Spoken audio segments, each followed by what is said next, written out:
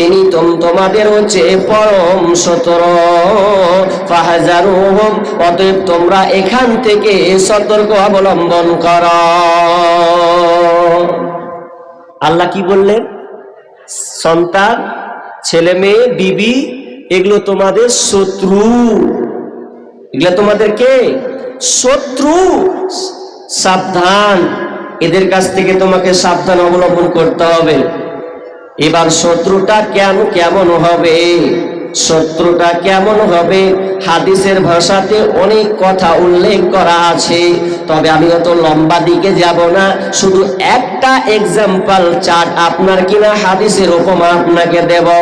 যখন কিয়ামতের ময়দান হবে, যদি আপনার সন্তানকে আপনি সুশিক্ষা না গড়ে তোলেন, যদি আপনি তাকে হকপন্থী না বানান, ভালো পর্যায়ে না নিয়ে যান, যদি ওই সন্তান দুনিয়ার ব্যাপারে আওয়ারা হয়ে যায়, দুনিয়ার মোহে পড়ে যায়, আর ওই যদি সন্তান বিবি যদি জাহান্নাম যাওয়া লাগে, তো সে বলবে, সেই সন্তান আল্লাহকে অভিযোগ করবে, মাবুদ তুমি আমাকে জাহান্নামে দেওয়ার আগে আমার আব্বা পিতা সন্তানকে দেখাও। যতক্ষণ পর্যন্ত না দেখাবে ততক্ষণ পর্যন্ত জাহান্নামে যাব না। আগে দেখান, তাদের কারণে আজকে আমাকে জাহান্নাম যেতে হয়েছে। তো আমার আল্লাহ অনুসরণ করিয়ে দিচ্ছেন, এটা দুনিয়া এবং আখিরাত দুটার জন্য প্রযোজ্য। তিনি বলছেন, তোমাদের স্ত্রী, ছেলে মেয়ে, সন্তান তোমাদের শত্রু হয়ে দাঁড়াবে, শত্রু হবে। এবার দেখেন আল্লাহ অন্য জায়গায় বলছেন, আল মালু ওয়াল বানুনা জিনাতুল হায়াতিদ দুনিয়া। তোমাদের ছেলে মেয়ে, বিবি আপনার কিনা মাল। আল মালু তোমাদের সম্পদ, এই তোমাদের সম্পদ। আল মালু আল বানুন, এই বানুনা বলতে মানে সন্তান সন্ততিদের বোঝানো হয়েছে, একটা পরিবারকে এখানে বোঝানো হয়েছে। তোমার মাল আর এই সন্তান সন্ততি, এটা হচ্ছে তোমাদের জন্য সৌন্দর্য। এখানে আল্লাহ এক জায়গায় বললেন তোমাদের শত্রু, এবার এখানে আল্লাহ বলছেন তোমাদের সম্পদ, মাল এবং সন্তান সন্ততি সৌন্দর্য। আপনার কিনা দুনিয়ার একটা সৌন্দর্য, তার মানে আপনি এই সন্তান আর সম্পদ পেয়ে আপনার জীবনটা ধন্য হয়ে যাবে। কেন শুনেলেন? যদি আল্লাহ আপনাকে সম্পদ না দেয়, তাহলে আপনি আপনার জীবনকে চালাতে পারবেন না। সম্পদ লাগবে, তবে আপনি আপনার জীবনটাকে চালাতে পারবেন। দেখেন যাদের সম্পদ নাই, তারা কত হাই হুতাশ করছে, আহারে আমার ধন নাই, সম্পদ নাই, টাকা নাই, তাহলে আমার জীবনটাকে আমি কিভাবে সুন্দর করে সাজাবো? এটা অসম্ভব হয়ে যাবে। তো সম্পদ লাগবে, তো আল্লাহ বলছেন এটা এটা হচ্ছে তোমাদের জন্য সৌন্দর্য। এরপরে আল্লাহ বলছেন তোমাদের আপন সন্তানটা হচ্ছে সৌন্দর্য। তার মানে যদি কোনো ভাই বিয়ে করার পর তার স্ত্রীর পেটে যদি সন্তান না পায়, তাহলে সে তার মন ভালো থাকে না। আহারে আমি 5 বছর ধরে বিয়ে করলাম, এখন পর্যন্ত একটা সন্তানের মুখ দেখতে পেলাম না, তাহলে ওই ঘরটা কিন্তু ভবিষ্যৎ এনে দেবে না। কেমন বাজা বলবে, কুড়ে আটকুড়ে ঘর বলে তাকে সম্বোধন করবে। যতদিন যদি সন্তান না হয়, তাহলে তার মনটা বেচৈন ঢুকে যাবে। তার মানে সন্তান থাকবে, এটা আপনার সৌন্দর্য। আপনার 7 বছর 8 বছরের সন্তান, 5 বছরের সন্তান যখন আপনাকে দেখবে, তখন আপনার ওই সন্তানটা দৌড়ে আব্বু বলে আপনাকে ডাকবে, আর আপনি ওই সন্তানটাকে বুকে কোলে নিয়েবেন, আহারে সোনা মানিক, ওরে আমার ধন, ওরে আমার লাল, ওরে আমার কলিজার টুকরা। তখন আপনাকে এতই ভালো লাগবে। এই জন্য আমার আল্লাহ বলছেন এখানে তোমার ধন সম্পদ, সন্তান সন্ততি হচ্ছে তোমাদের জন্য সৌন্দর্য। ঠিক আছে, সৌন্দর্য ভালো কথা। এবার আমার আল্লাহ আর একটা আয়াত বলছে, ওয়ালামু আন্নামা আমওয়ালুকুম ওয়া আওলাদুকুম ফিতনা। আল্লাহ সুবহানাহু ওয়া তাআলা বলছেন এটাও জেনে নাও, তুমি যেমন জানছো তোমার ধন সম্পদ, তোমার সন্তান সন্ততি যেমন সৌন্দর্য, এটাও বান্দা তুমি জেনে নাও। ওয়ালামু আন্নামা আমওয়ালুকুম ওয়া আওলাদুকুম, তোমাদের ছেলে মেয়ে, তোমাদের সন্তান সন্ততি, এটা তোমাদের জন্য পরীক্ষা। আমি পরীক্ষা দেওয়ার জন্য এদেরকে আমি বানিয়েছি। মনে করো না সন্তান পেয়েছি বলে গর্ব করবে, না না না, এটা তোমাদের জন্য দুনিয়ায় পাঠিয়েছি পরীক্ষা করার জন্যে। যদি পরীক্ষায় তুমি পাস করে নাও তাহলে তোমাদের জন্য পুরস্কার রয়েছে। তিনটা আয়াত বললাম, একটা আয়াত বাকি থাকলো, তারপরে হাদিসে ঢুকে যাব। তবে সুন্দর করে বসে থাকেন, তা নাহলে মজা পাবেন। তাহলে এক জায়গায় জানলাম সন্তান একটা সৌন্দর্য, ছেলে মেয়ে আর ধন সম্পদ। এক জায়গায় জানলাম এগুলো আমাদের জন্য কি পরীক্ষা, এগুলো আমাদের জন্য কি ভাই পরীক্ষা। কথা বলার চেষ্টা করবেন, এগুলো হচ্ছে আমাদের জন্য কি ভাই পরীক্ষা। আপনি মানে মাতুয়ারা হয়ে যায় না, আওয়ারা হয়ে যায় না যে ছেলে মেয়ে পেয়ে গর্ব, জি না। গর্বের পাশাপাশি আপনাকে গর্ব করার পাশাপাশি আপনাকে টেনশন মনে মনে নিয়ে থাকতে হবে যদি আপনি সুশিক্ষা না দিতে পারেন। তো এখন বর্তমানে বলেন তো ভালো মানুষের সংখ্যা কম না বেশি? জি কম, 100% শিওর। একজন ছাত্র, একজন শিক্ষক একজন ছাত্রকে বলছে, বল সারা পৃথিবীতে জনসংখ্যা কত? ও ছেলে উত্তর দিচ্ছে 750 কোটি। শিক্ষক বলছে ঠিক আছে। আবার ওকে প্রশ্ন করছে যে বল যে সারা পৃথিবীতে মানুষ সংখ্যা কত আছে? ও তার অত ভাবে নাই, মানুষ সংখ্যা বলেছে কত আছে, তখন আবার ও একই উত্তর দিচ্ছে 750 কোটি। মাস্টার বলছে তোর প্রথম অ্যান্সার ঠিক আছে, দ্বিতীয় অ্যান্সার ঠিক হয় নাই। প্রথম প্রশ্ন বলেছিলাম জনসংখ্যা কত, ঠিক ছিল। দ্বিতীয়তে বললাম মানুষ সংখ্যা কত, তুই বানিয়ে দিলি, মানে নির্ধায় দ্বিধায় বলছি। এটা কখনো হতে পারে না, কারণ পৃথিবীতে মানুষের অভাব। কেন? কারণ আপনি একটা ছাগল বাঁধবেন, আপনি একটা গরু বাঁধবেন, তো গরু বাঁধতে গিয়ে আপনার টেনশন যে সন্ধ্যা হওয়ার পর লিয়ে পালিয়ে যাবে কি লিয়ে পালিয়ে যাবে না। আগে কিন্তু লিয়ে পালাই না, কত বেঁধে রেখে দিয়েছে, একনাতে ওসরাতে জায়গা জায়গা বেঁধেছে, কোনো টেনশন ছিল না। এখন তালা মেরে দেওয়ার পরে ও টেনশন যে না জানি তালা ভেঙে দিয়ে তো ঘর ঢুকবে, আছে কিনা ভাই? আছে, টেনশন। তার মানে আজকে আমাদের প্রকৃত মানুষ পাওয়া খুব কঠিন, মানুষ পাওয়া যাচ্ছে না। কোথায় পাবেন? মানুষ তৈরি করবেন তবে তো। মানুষ তো আর আম গাছ থেকে হবে না, জাম গাছ থেকে হবে না, মায়ের পেট থেকে আসবে। কিন্তু আজকে মানুষের সংখ্যা দিনের দিন হারে হারে কমছে। আগে মানুষ যদি কেউ চাকরি পেয়েছে তো দূর থেকে মানুষ দেখতে গেছে, চৌমুখের বেটা চাকরি পেয়েছে দেখে আসে। এখন তো ঘরে ঘরে চাকরি পেয়েছে, ঘুষ দিয়ে চাকরি। ঘুষ দিয়ে একটা ভালো ছেলে 12 বছর 15 বছর দিয়ে পড়াশোনা করে ওর চাকরি মিলে নাই, কিন্তু ওর বাপের টাকা আছে কোটি কোটি টাকা, ওই 10-20 লাখ 50 লাখ টাকা ঘুষ দিয়ে চাকরি নিয়ে নিল।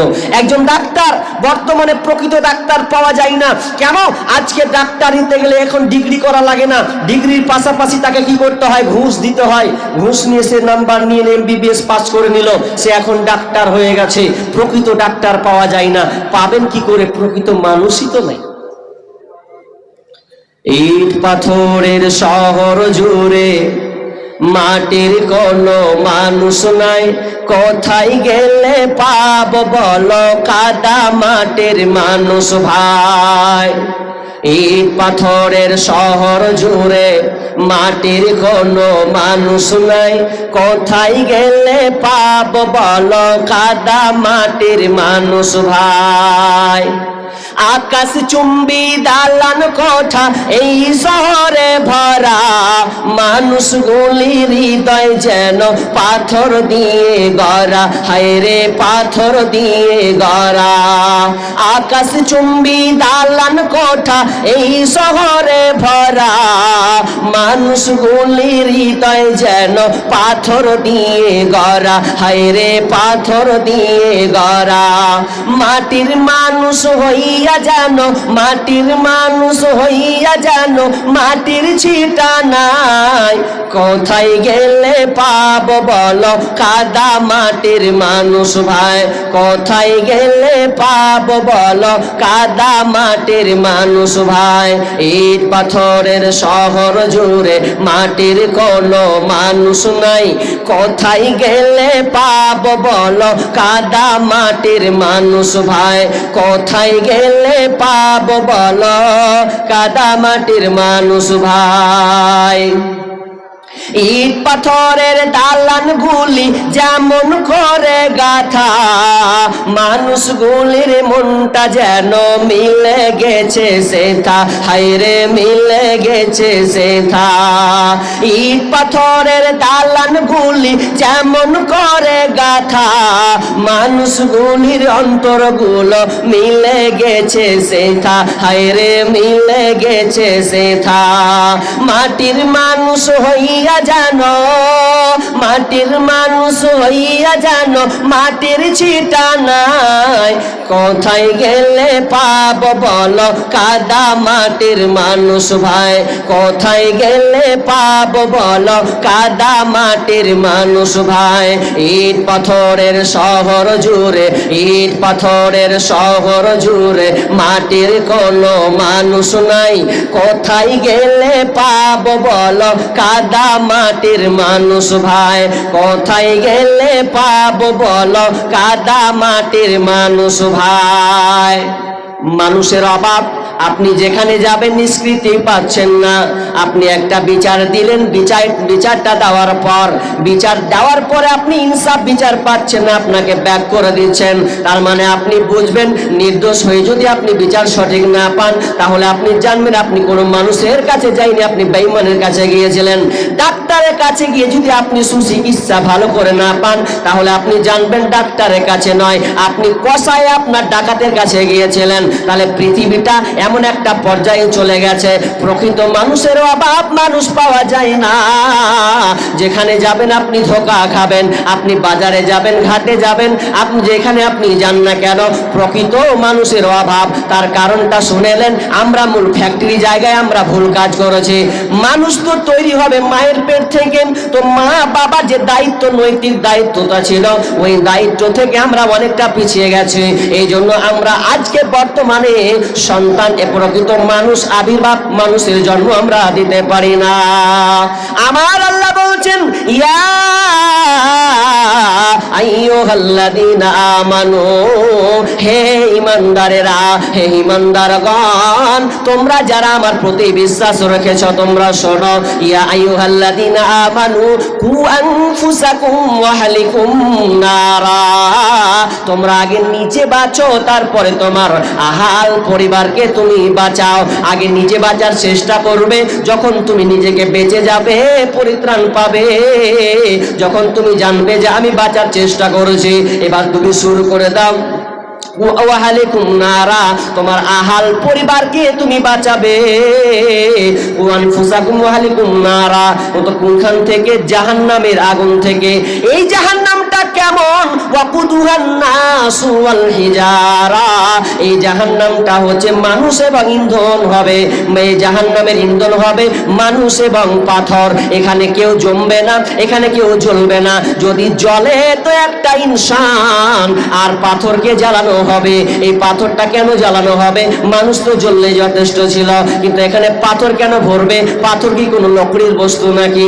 না না না, এখানে তাফসীরগণ তাফসীর করছেন যে পাথরটাকে এই জন্য দেওয়া হবে, যারা দুনিয়াতে পাথর মূর্তি নিয়ে আপনার কিনা তাদের প্রভু হিসাবে মান্যতা দিত, তাদেরকে ডাকতো, আরাধনা করতো, ইবাদত করতো, তখন আল্লাহ ওই পাথরকে দিয়ে দেবেন, পাথরকে ভরে দিবে। তারা দেখবে, আহারে আমরা দুনিয়াতে পাথরের মূর্তি আপনার কিনা পূজা করতাম, তাদের ইবাদত বندگی করতাম। সেদিন তারা আফসোস করবে, কি বা কেন এই পাথরটাকে আমরা ইবাদত করতে গেলাম, এর পূজা কেন করতে গেলাম। এই জন্য আমার আল্লাহ বলছেন, এর ইন্ধন হবে জাহান্নামের ইন্ধন হবে মানুষ এবং পাথর।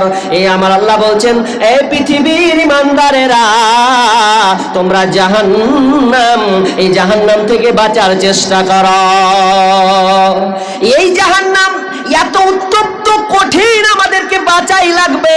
যখন আল্লাহ রাসূল সাবে মিরাজ করছেন, এই মিরাজকে কেন্দ্র করে আপনার কি নাম তাফসীর ইবনে কাসিরে বিশাল লম্বা তিনি ঘটনা টেনে নিয়েছেন। এই আপনার কিনা সাবে মিরাজকে কেন্দ্র করে যখন বিশ্বনবী সাবে মিরাজ করছেন আসমানে, যখন তিনি যাচ্ছেন, তো যেতে সবার সঙ্গে মুসাফা সালাম করছেন, কথোপকথন করছে। তো হঠাৎ করে একজন সাহাবী, তিনি একজন ফেরেশতা তিনি দেখতে দেখতে পেলেন সেই ফেরেশতার নাম হচ্ছে মালিক ফেরেশতা। তো তিনি বুঝতে পারলেন না, তিনি চলে গেলেন। আবার রিটার্ন আসার পর লোকটাকে ওই হালাতে দেখতে রয়েছে।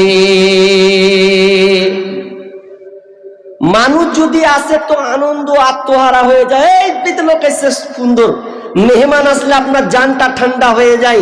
তো এমন একটা ফেরেশতা যাওয়ার সময় দেখছে মন খারাপ, আসার সময় দেখছে মন খারাপ। এবার আল্লাহ রাসূল বলছে যে কি ব্যাপার, এই ব্যক্তিটা কে গো, মনটা তো খুব খারাপ হয়ে আছে, কথা বলছে না, মনে হচ্ছে রাগ, মানে এমন গম্ভীরের মতন হয়ে আছে। তো কে বলেন তো? এবার পাশে ফেরেশতারা বলছেন ইয়া রাসূলুল্লাহ, এই ফেরেশতাটা এমন একজন ফেরেশতা, সে একদিন হাসতো, কথা বলতো, আনন্দ করত, কিন্তু যখন আল্লাহ তাকে জাহান্নামের দায়িত্ব দিয়ে দিয়েছেন, আল্লাহ বলছেন মালিক রে, তোমাকে আমি জাহান্নামের দারওয়ান বানালাম, তুমি আজ থেকে দানওয়ারের পাহাড়দার, আর জাহান্নামে তুমি দেখভাল করবে, এই দায়িত্বটা তোমাকে দিলাম, লাও তোমাকে আমি চাবিটা দিয়ে দিলাম। যেই দিন থেকে এই জাহান্নামের আপনার দায়িত্ব যখন পেয়েছে, সেদিন থেকে মালিকের মুখে হাসি নাই। সে মনে মনে বলে আরে এখানে মানুষ কিভাবে জ্বলবে, এই জাহান্নামে দাও দাও করে তো জ্বলতে পারবে না, এটা তো কঠিন একটা জায়গা, এই জায়গা তো থাকার কথা নয়। এ নিয়ে তার টেনশন শুরু হয়ে গেছে যে মানুষ এখানে কি করে থাকবে। শুধু তাই নয়, জাহান্নামীদেরকে বলবে ওরে জাহান্নামীরা, তোমাদের সামনে কি সূরা জুমারে আল্লাহ তাআলা এই আয়াতগুলো তুলে ধরেছেন। ওই মালিক ফেরেশতা জাহান্নামীদেরকে জিজ্ঞাসা করবে, ওই মালিক ফেরেশতা ওয়াসিকাল্লাযীনা কাফারু ইলা জাহান্নামা যুমারা হাত্তা ইযা জাউহা ওয়া ফুতিহাত আবওয়াবুহা ওয়া ক্বালা লাহুম খাযানাতুহা আলাম ইয়াতিকুম রাসূলুম মিনকুম ইয়াতলুনা আলাইকুম আয়াতি রাব্বিকুম লিয়ুযিরু লাকুম লিকাআ ইয়াউমিকুম হাযা। মালিক ফেরেশতা বলবেন, যখন জাহান্নামীদেরকে হাঁকাতে উমরপুর গরু হাটের মতন গরুগুলোকে মারতে মারতে যেমন করে নিয়ে যায়, হাঁকাতে যেমন করে নিয়ে যায়, ওই রকম জাহান্নামীদেরকে নিয়ে যাওয়া হবে। যখন জাহান্নামের দরজায় এসে দাঁড়াবে, ওয়া ক্বালা লাহুম খাযানাতুহা, এবং তাদেরকে যখন জাহান্নামের দারওয়ানের সামনে গেটের সামনে দিকে আনা হবে, তাদেরকে জিজ্ঞাসা করা হবে তোমাদের কাছে কি কোনো নবী যায়নি রে, তোমাদের কাছে কি এমন কোনো আয়াত শুনিয়ে দেওয়া হয়নি এই জায়গার ব্যাপারে? তারা আফসোস করবে আর বলবে হ্যাঁ আমাদেরকে বলা হয়েছিল, কিন্তু আমরা শুনি নাই, আমরা এটিকে ঠাট্টাই আর কি মস্করা মনে করেছিলাম, এই জন্য আজকে আমাদের হালাত। তো এই আপনার কি নাম মালিক ফেরেশতা এই দৃশ্য দেখে তাদেরকে জিজ্ঞাসা করবে তোমরা এখানে কিভাবে থাকবে, এটা তো থাকার কথা নয়। তাহলে একজন মালিক ফেরেশতা যে কোনো দিন জাহান্নামে যাবে না, ওই ফেরেশতারা কোনোদিন জাহান্নামে যাবে না, তো তাদের কেন এত টেনশন? কারণ তারা দৃশ্যটা দেখতে পাচ্ছে, এর চাইতে দৃশ্য তো আর কোথাও নাই, জাহান্নামে জ্বলন্ত আগুনের দৃশ্য তো আর কোথাও বিকল্প নাই। তো এখানে মানুষ জাহান্নামে কি করে জ্বলবে, এজন্য সে টেনশনে মন খারাপ হয়ে আছে। আর আদম সন্তান দুনিয়াতে আওয়ারা করে জিন্দেগি পার করছে, অথচ তাকে জাহান্নামে যাওয়া লাগবে, এর ব্যাপারে কোনো টেনশন নাই। ফেরেশতা জাহান্নামে যাবে না, তবু আর টেনশন শুরু হয়ে গেছে, আল্লাহ এখানে কি করে মানুষ থাকবে। আর মানুষ জাহান্নামে যাবে, জিনেরা জাহান্নামে যাবে, কিন্তু এ নিয়ে আমাদের কোনো টেনশন না। কিন্তু আল্লাহ স্মরণ করে দিচ্ছে, হে ঈমানদার, কুআনফুসাকুম, নিজে বাঁচো, ওয়াহালিকুম নারা, এবং তোমার পরিবার, আহাল পরিবারকে তুমি জাহান্নামের আগুন থেকে বাঁচাও। এবার জাহান্নামের আগুন থেকে বাঁচালে হলে আমাদের কি করতে হবে? আমি বিষয়টা ছিল কি, যে সন্তানের প্রতি পিতামাতার দায়িত্ব এবং কর্তব্য, এই সন্তানের প্রতি পিতামাতার দায়িত্বটা কি এবার আমাদের জানতে হবে। প্রথম কাজ ভালো করে গুনবেন। এবার পয়েন্টটি ইম্পর্টেন্ট, যে বিষয়টি আসলে আমরা বলছি মৌলভী সাহেব বউকে আমি চালাবো তো ঘুরিয়ে বউ আমাকে চালাচ্ছে, ব্যাপারটা তো বুঝি না কি ব্যাপার। বউ আমি চালাবো কি উল্টা বউ আমারে চালায়, তো চালাবেই তো। আপনার যে জয়টি নৈতিক যে কর্তব্য যে দায়িত্বগুলো ছিল এই দায়িত্ব আপনি পালন করেন নাই, বিধায় আমি আপনাকে আজকে বলবো দেখি আপনারা কয়জনের দায়িত্বগুলো পালন করেছেন। আচ্ছা বিয়ে কে কে করেছেন হাত তুলে দেখান তো, আমাকে একবার দেখান তো বিয়ে কে কে করেছেন দেখি একটু, কে কে করেছেন কই? মাশাআল্লাহ। আচ্ছা হাত নামান। এবার বিয়ে কে কে করেননি এবার হাত তুলুন দেখি। মানে বিয়ে না করা লোক বেশি আছে মনে হচ্ছে স্যার। হ্যাঁ জি হাত নামান। আচ্ছা দেখি আপনাদের প্রথম দায়িত্ব, আপনি যে বিবাহ করবেন এটা আপনার প্রথম দায়িত্ব কি? সন্তান কি হক, সন্তান কি পায় আপনার কাছে? বিশ্বনবী বলছেন তুনকাহুল মারআতু লিআরবাঈন। বিশ্বনবী বলছেন যে একটা যুবক যখন বিবাহ করে তো সে চারটা জিনিস লক্ষ্য করে দেখে। অনেকে আলেম ওলামা এর অর্থ ভুল করে যে যে হাদিসে বলা হলো যে চারটা জিনিস দেখতে বলা হয়েছে, এটা মিথ্যা কথা। হাদিসের অর্থ এরকম নয়। এখানে দেখে মানে পুরুষের গতি এরা চারটা জিনিস দেখে, দেখে না ভাই? লিমালিহা ওয়ালি হাসাবিহা ওয়ালি জামালিহা ওয়ালি দীনিহা, এই চারটা জিনিস। একটা কি? এক নম্বর দেখে তার মাল,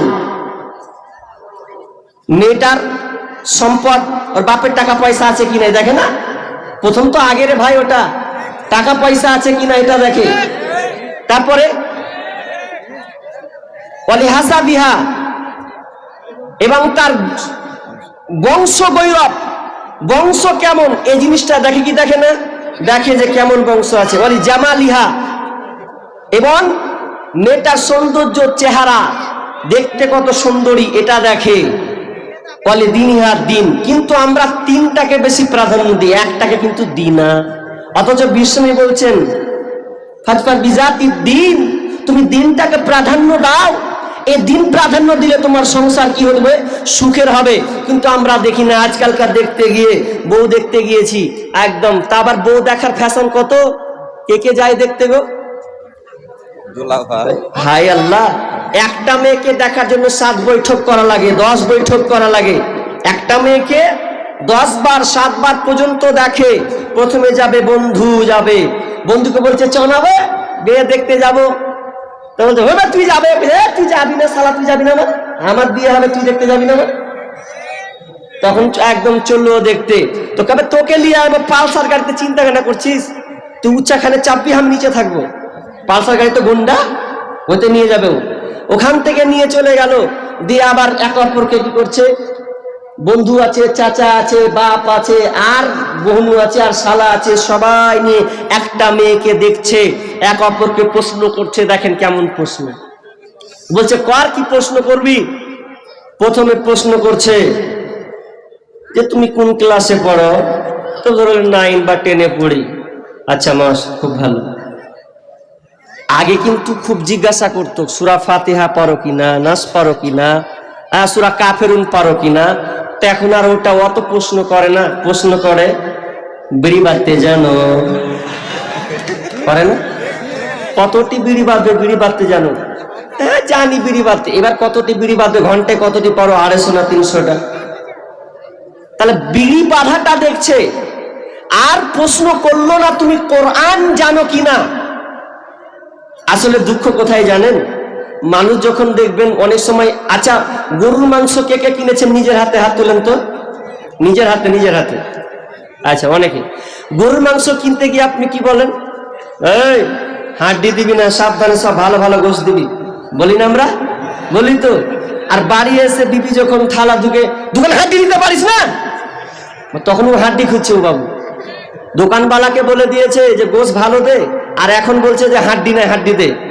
তার মানে তুমি ওই জলসার মার্কেটে ঘুরান বেটি ছেলাটি যেটি মডার্ন, সেই মাল কটাকে তুমি বেছে করে স্ত্রী রূপে নিয়ে এসেছো, তো বলছে তোর ব্যবহার খারাপ, তুই চলতে পারিস না ঠিক মতন। ওই গোস্তের মতনই হলো। তো আপনি চয়ন করেননি, আপনাকে চয়ন করতে হবে দিনদারি মহিলা, যার মধ্যে দিন আছে, সেই দিনদারি মহিলাকে যদি আপনি বিবাহ করেন তাহলে আপনার সংসারটা সুখের হবে। ভালো ফ্যাক্টরি থেকে ভালো সন্তান পৃথিবীতে আসবে, নচেত অসম্ভব একজন ভালো সন্তান হতে পারে। কেন? কারণ স্ত্রী পাল্টানো যায়, আপনার বউ পাল্টানো যায়, কিন্তু মা পাল্টানো যাবে না।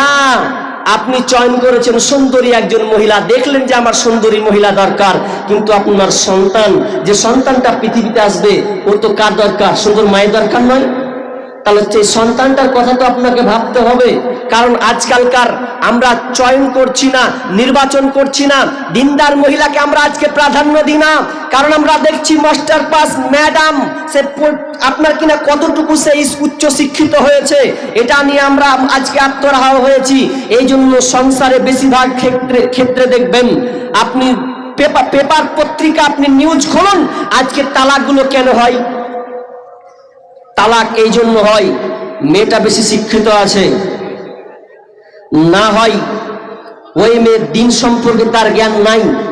এই জন্য স্বামীর উপরে চড়াও হয়ে আজকে তারা কি করছে? স্বামীর মুখে লাথি মেরে দিয়ে সংসারকে টুকরো করে চলে যাচ্ছে, নিজে আওয়ারা জীবন যাপন করছে। সন্তানের কথা একটু ভাবলো না যে আমি না হয় অন্যের হাত ধরে চলে যাব, তাহলে আমার সন্তানের কি হবে, এই মেয়েটা ভাবলো না। তার মূল কারণ কি? মোবাইল। তার মূল কারণ কি? মোবাইল নয়?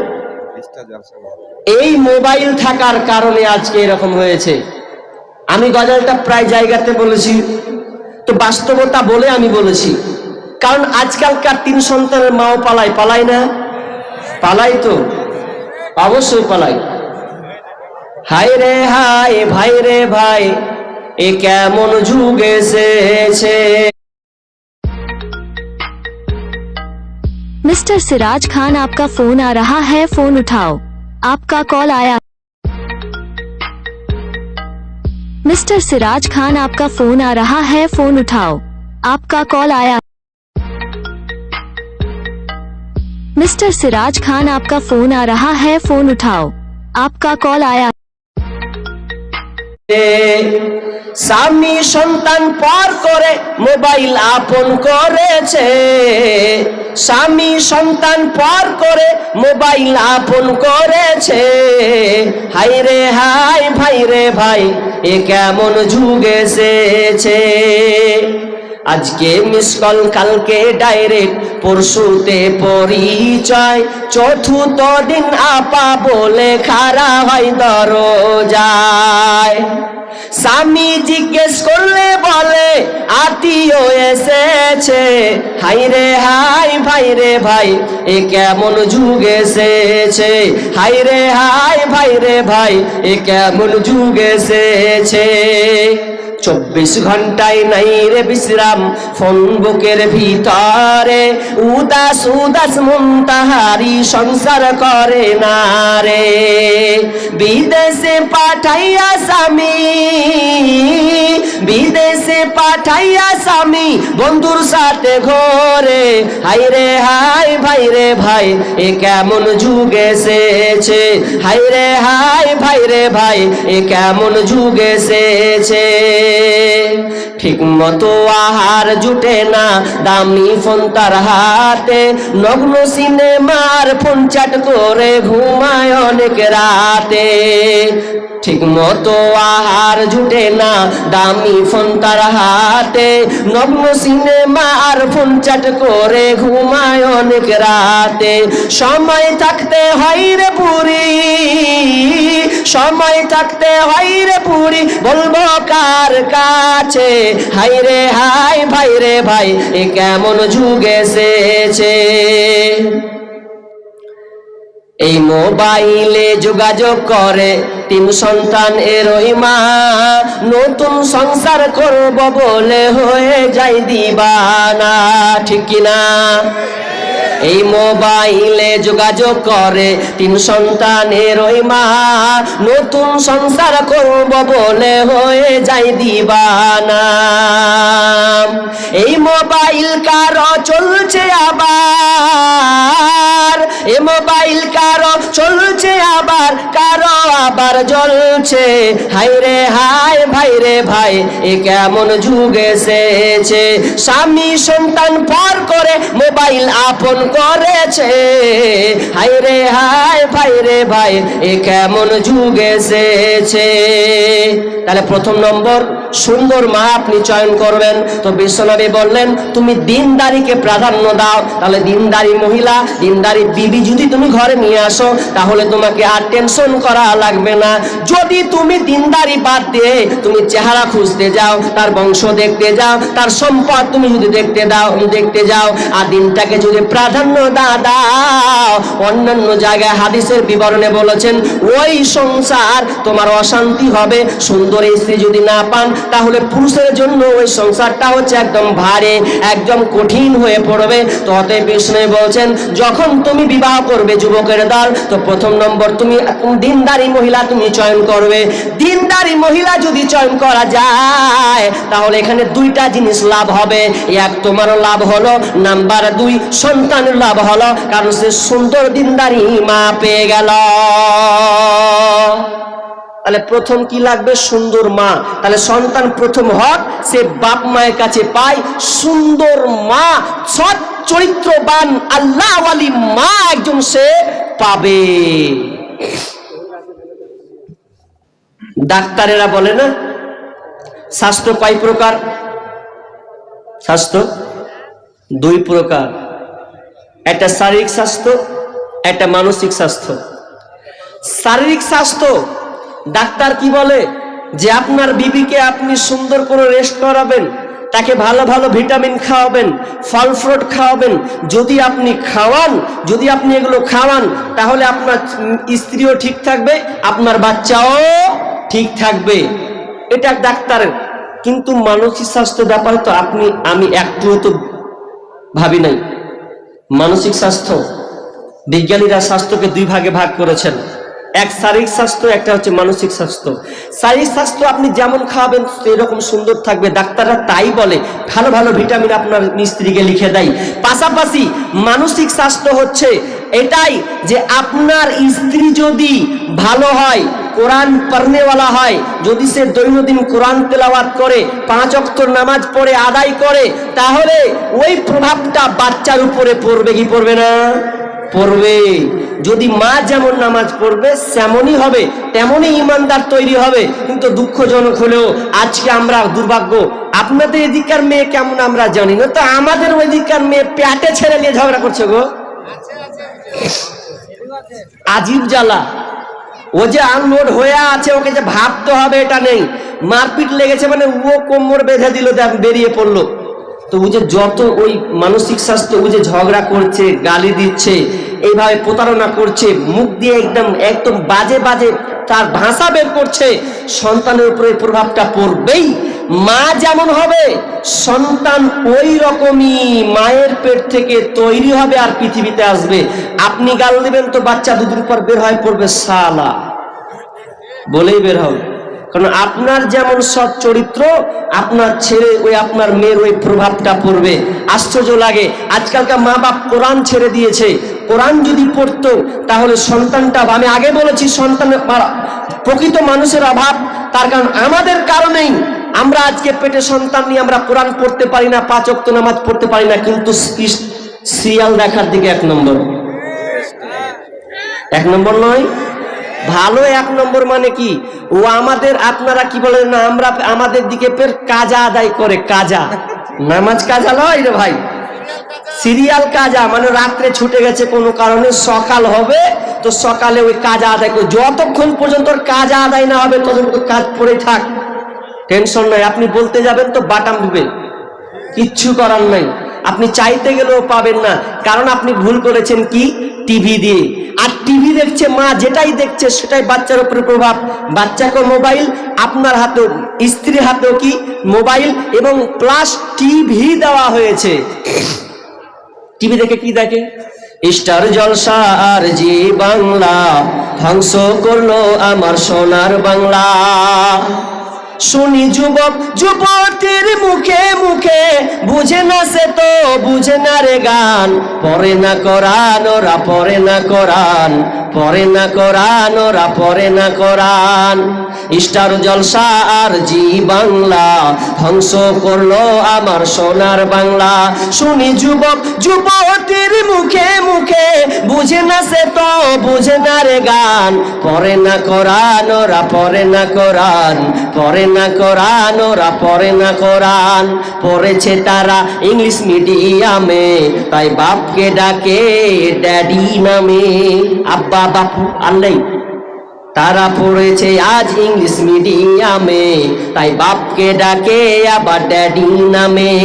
সরি সরি বললে কি আর, সরি সরি বললে কি আর, কবরেতে পাবে আসান, পড়ে না কোরআন